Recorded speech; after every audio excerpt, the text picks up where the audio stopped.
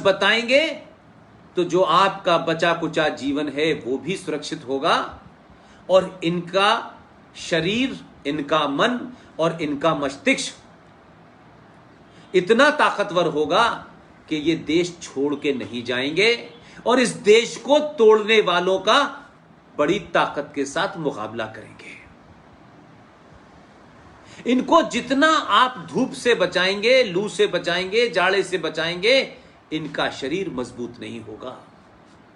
जाड़ा है तो जाड़े को भी बर्दाश्त कीजिए, गर्मी है तो गर्मी को भी बर्दाश्त कीजिए। जब वो बर्दाश्त करने की कैपेसिटी आएगी तभी इनको पता चलेगा कि 56 डिग्री टेम्परेचर क्या होता है और -5 डिग्री टेम्परेचर क्या होता है। जब इनका शरीर और इनका मन इसको बर्दाश्त करेगा तो ये कोई इनको हरा नहीं पाएगा।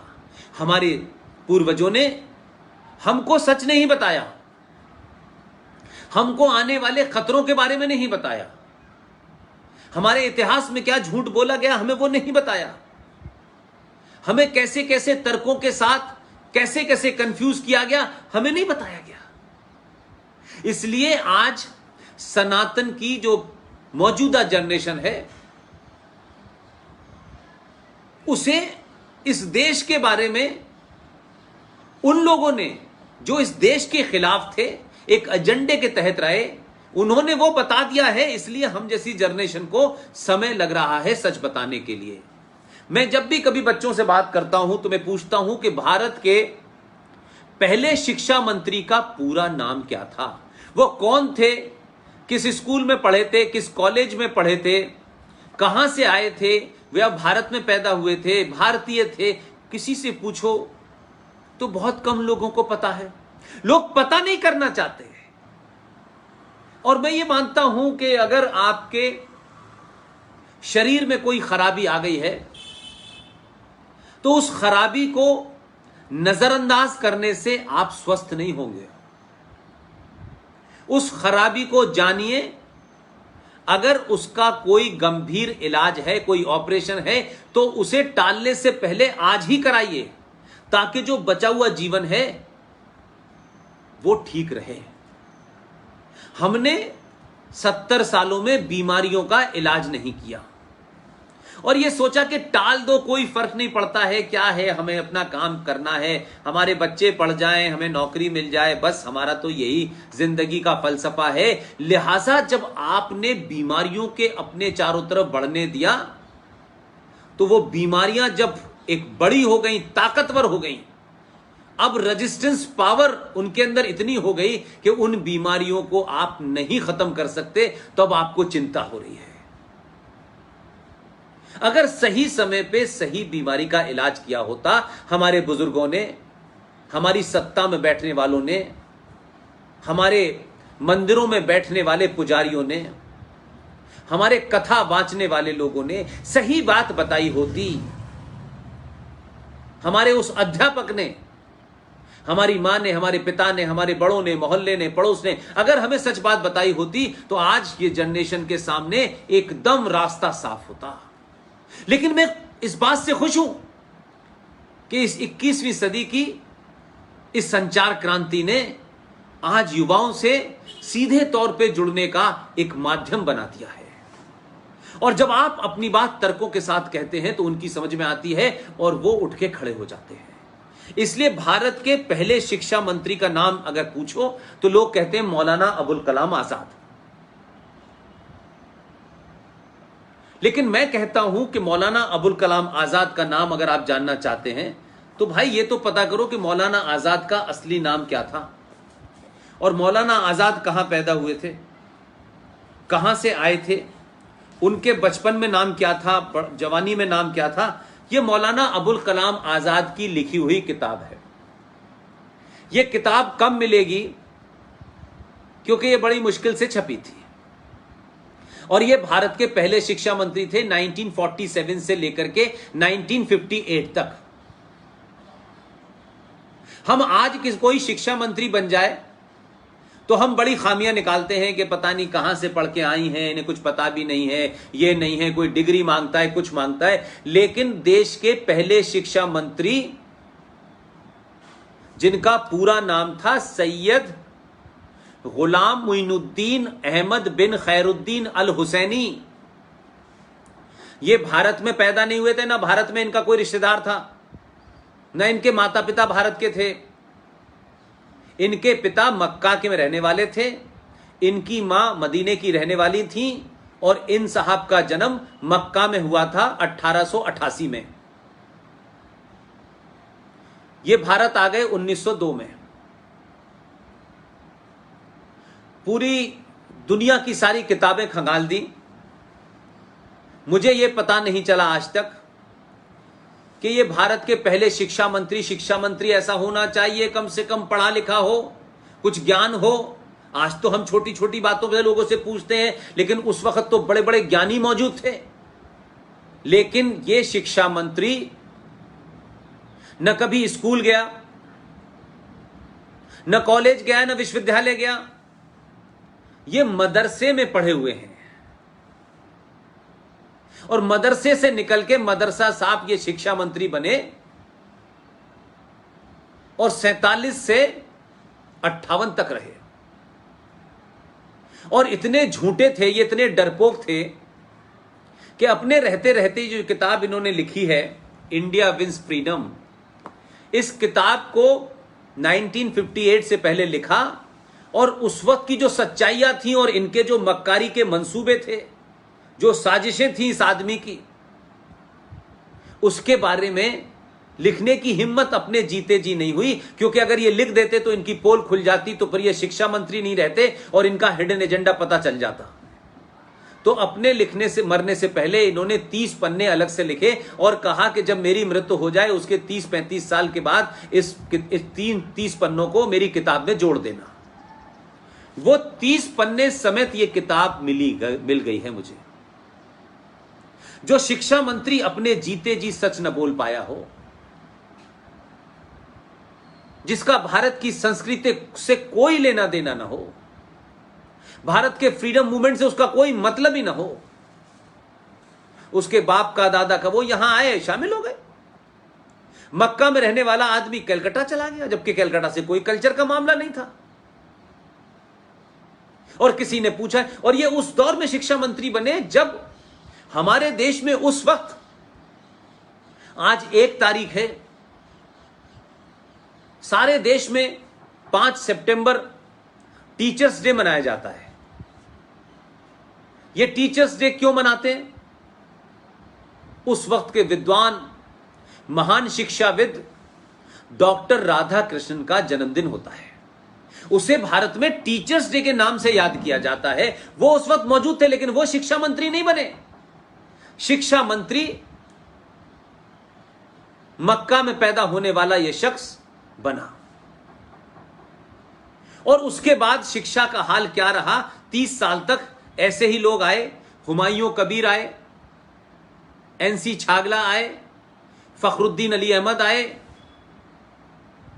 प्रोफेसर नूरुल हसन आए, और आखिर में 2004 से लेके 2009 तक मोहम्मद अली अशरफ फातिमी, वो 5 साल तक रहे। 30 साल तक शिक्षा में रहने के बाद कहते हैं कि मुसलमान शिक्षा में सबसे पीछे है। लेकिन हम कोई बात फैक्ट पे नहीं करना चाहते, सच्चाई पे नहीं करना चाहते। इसलिए आपने इतिहास में जो झूठ बोले जा रहे हैं, जो बताए जा रहे हैं, चाहे वो इरफान हबीब हो या चाहे उनकी एक बड़ी घनिष्ठ मित्र हैं जो हिस्ट्री डिपार्टमेंट में कभी क्लर्क हुआ करती थी, फिर उनकी नजदीकियों के कारण वो बहुत बड़ी प्रोफेसर हो गई, और बंगाल में 6ठी क्लास की एक किताब उन्होंने लिखी है। बंगाल के अंदर बंगाली में किताब है, 6ठी क्लास की किताब है, और उसमें वो मैडम जिनको मैंने अभी सुना है 60 गांठ से प्रोफेसर एमेरिटस की डिग्री मिल गई है, और वो उस किताब में लिख रही हैं, बंगाली में पढ़ाया जा रहा है कि भगवान राम विदेशी थे और भारत पे आक्रमण करने के लिए आए थे, और वो राक्षस मूल के थे। ये बच्चों को 6ठी क्लास की किताब में बंगाल में पढ़ाया जा रहा है।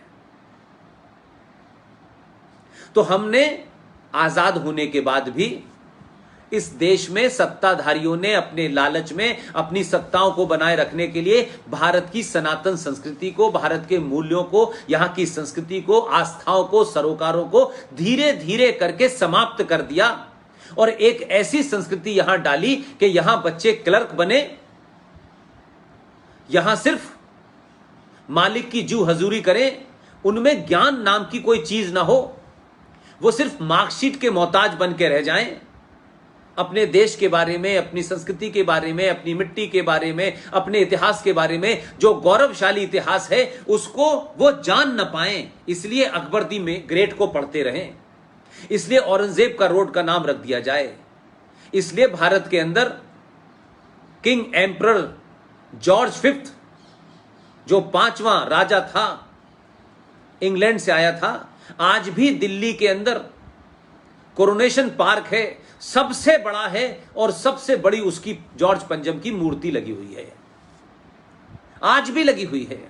आज भी अंग्रेजों के नाम से बहुत सड़कें हैं, आज भी मुगलों के नाम से बहुत सारी सड़कें हैं। इसलिए आपको बताया जाता है कि वो आक्रांत थे, ये किया, उन्होंने किस तरीके से भगवान राम का मंदिर तोड़ करके बाबरी मस्जिद बनाई, उन्होंने कैसे मथुरा के अंदर मंदिर तोड़ के मस्जिद बनाई, उन्होंने कैसे काशी में बाबा विश्वनाथ, ये सब हमें पता है और दिखाई दे रहा है, लेकिन ये पढ़ाया नहीं जाता, ये बताया नहीं जाता। क्यों? इसीलिए भारत के अंदर भारतीय पैदा नहीं हो रहे हैं, भारत के अंदर अंग्रेजी शिक्षा लेकर के आईएएस और पीसीएस, जिसे व्हाइट कॉलर क्लर्क कहते हैं, वो पैदा हो रहे हैं।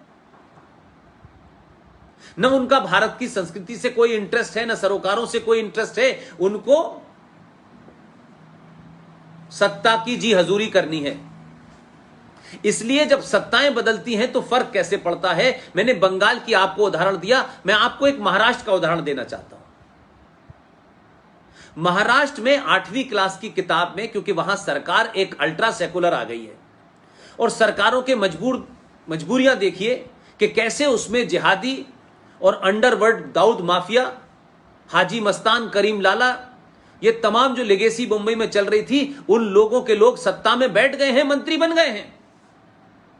उन्होंने मराठी में किताब आई है जनरल नॉलेज की, जो बच्चों को 8वीं क्लास में पढ़ाई जा रही है।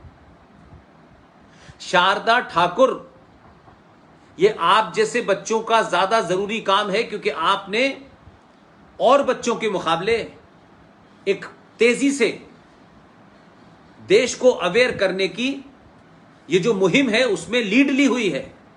आपको उनका नेतृत्व करना है, आपको उन्हें अपनी लीडरशिप प्रदान करनी है। और ये जो बातें मैं बता रहा हूं, ये इसलिए कि इस पे चर्चा आपके लेवल पे होनी चाहिए। मराठी में जो किताब पढ़ाई जा रही है 8वीं क्लास की, उसमें लिखा हुआ है सरदार भगत सिंह, सुखदेव और राजगुरु, ये 3 नाम हम पिछले 40-50 साल से रोज गिन रहे हैं। युवा थे, 24-24, 23-23 साल की इनकी उम्रें थी, और ये तीनों को एक साथ फांसी पे चढ़ा दिया गया। लेकिन सत्ता में कितने जहरीले, कितने खतरनाक लोग अलग अलग जगह बैठे हुए हैं कि उन्होंने बिना चुपचाप से बताए 8वीं क्लास की किताब में लिखा है सरदार शहीद भगत सिंह, राजगुरु और सुखदेव का नाम हटा करके वहां कुर्बान हुसैन का नाम आ गया है।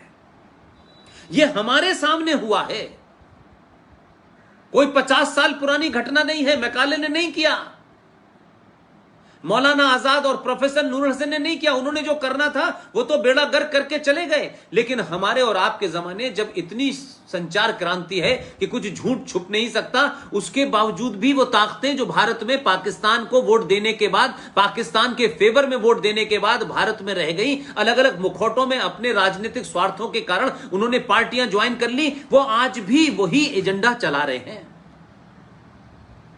और वो किताब पढ़ाई जा रही है कि भगत सिंह, राजगुरु और कुर्बान हुसैन। अब 20 साल के बाद अगर शारदा को यह बात न बताई जाए, शारदा की उम्र के बच्चों को यह बात न बताई जाए, तो आप सोचिए कि 20 साल के बाद बच्चे यही सच मानेंगे। तो हमारे लिए संकट यह है कि हम जो पुराना झूठा और गलत इतिहास, गलत डेट्स, गलत रीजनिंग, हमें पहले उसको साफ करना है, तब नई बात बतानी है। कौन किताबें पढ़नी चाहिए, कौन सी नहीं पढ़नी चाहिए। और यह भी मैं नहीं कहता हूं कि किसी विचारधारा के लिखे हुए लोगों की किताब पढ़ें, मैं इस फेवर में भी नहीं हूं। लेकिन बहुत सारी किताब हैं जिन्हें आप पढ़ेंगी तब आप भारत को भारत जानेंगी। यह भारत को भारत जानना ऐसे ही है कि जब तक आप अपने घर को नहीं जानेंगी कि मेरे घर की क्या परंपरा है, मेरे घर के क्या कायदे कानून हैं, मैं कौन हूं, मैं किसकी बेटी हूं, मैं किसकी पोती हूं, मेरे बाप दादा कौन थे, मेरे बुजुर्ग कौन थे, हमारा देश पहले सोने की चिड़िया था तो क्यों था और आज नहीं है तो क्यों नहीं है, जब अंग्रेज नहीं आए थे तो कौन सी शिक्षा यहां दी जा रही थी, तब आचार्य चाणक्य क्या कर रहे थे, चंद्रगुप्त कैसे पैदा हुआ। ये जब अगर आप नहीं जानेंगे तो आप वर्तमान में एक ऐसे प्राणी होंगे जो पैदा हुए, खाया पिया, कभी इसके पैर जोड़े कभी उसके पैर जोड़े, कभी इसकी चापलूसी की कभी उसकी चापलूसी की, और जीवन धीरे धीरे कट गया और एक दिन आप समाप्त हो गए। इतिहास उन्हीं को याद रखता है, इतिहास में उन्हीं का जिक्र होता है जो जीतता है। हारा हुआ आदमी हो सकता है मॉरली बहुत हाई हो, हारा हुआ आदमी हो सकता है सच्चा भी हो, लेकिन इतिहास उसका नहीं लिखा जाता। इसलिए हम हारे, हम डिफीट हुए, हम गुलाम बने, हम अपने आदर्शों में बड़े फिक्स थे। हमारा आदर्श है,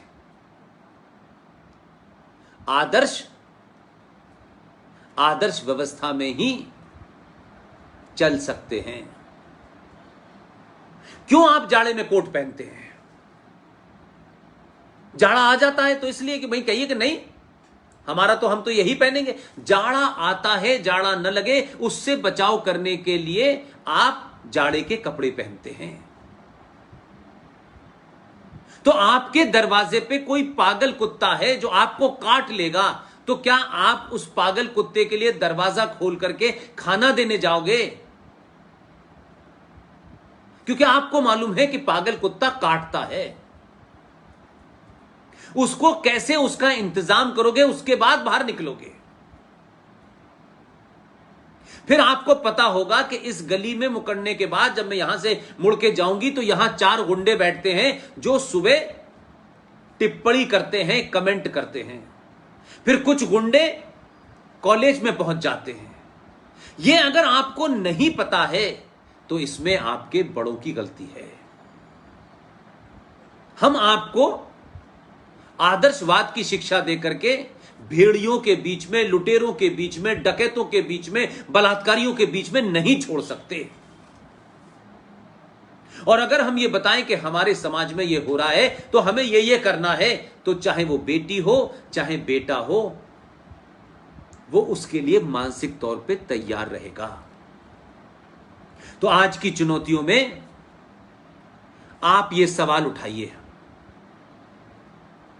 आपको जिन बातों पे अपने मोहल्ले के नेता से, अपने एमएलए से, अपने एमपी से, और मत डरिए किसी से, दुनिया में जो जितना बड़ा ताकतवर होता है उतना ही कमजोर होता है। ध्यान रखिए, जितने बड़े पद पे जो बैठता है वो उतना ही कमजोर हो जाता है। अगर सबसे पावरफुल कोई होता है, सबसे ताकतवर अगर कोई होता है, वो वही होता है जो किसी कुर्सी पे नहीं बैठा होता। जो चौराहे पे भी खड़ा होगा तो उसकी आवाज तेज होगी, वो पुलिया पे भी खड़ा होगा तो उसकी आवाज तेज होगी। उसकी आवाज को रोकने के जितने भी सत्ता के तंत्र हैं उसे कोई खरीद नहीं पाता। इसलिए मैं बार बार कहता हूं, राज बच जाएगा उसके लिए सरकार है, सेना है, पुलिस है। राष्ट्र को बचाने के लिए समाज को आगे आना है। और अगर समाज नहीं रहेगा तो फिर राष्ट्र कहां रहेगा? जैसे लुटेरे आए थे, गुलामों के गुलाम आए थे। आप एक चैप्टर पढ़ते हैं इतिहास में, रजिया सुल्ताना, कुतुबुद्दीन, अल्तमश, ये गुलाम वंश के लोग थे। गुलामों ने भी आप पे राज किया।